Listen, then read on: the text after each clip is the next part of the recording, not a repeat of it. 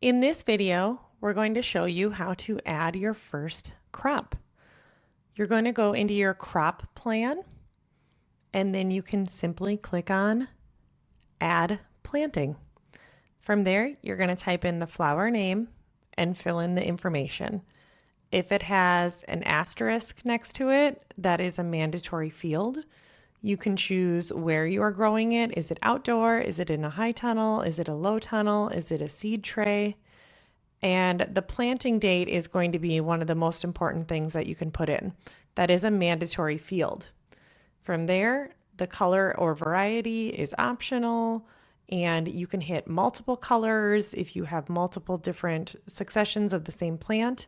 And from there, it is optional how you want to put it in, if it's days to maturity, and calculate the harvest window from there. You could put that it usually blooms within 75 days, and you can put a harvest window. Now, the harvest window is also one of the most important things to put, because if it is a plant that is going to repeatedly keep blooming, like zinnias or dahlias or scabiosa, you're going to put that harvest window for the whole time that you should have that plant.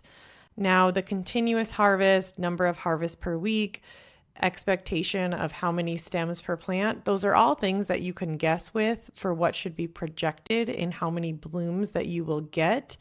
But if you want to leave them blank, you totally can. You do need to put the number of plants, however. Put the location. Is it outside in the field? Are you using your own image? Are you going to generate an AI image? Those things are all optional and all are put in from the crop plan. Now, these things can all be edited afterwards, and you can go in and change it. And you're just going to click on Add Planting once you're done entering as much information as you want. And then you will find it below under All Plantings. Just type that in, and there you will find that plant that you put into your crop planner. So there's your zinnia. You can double check in inventory.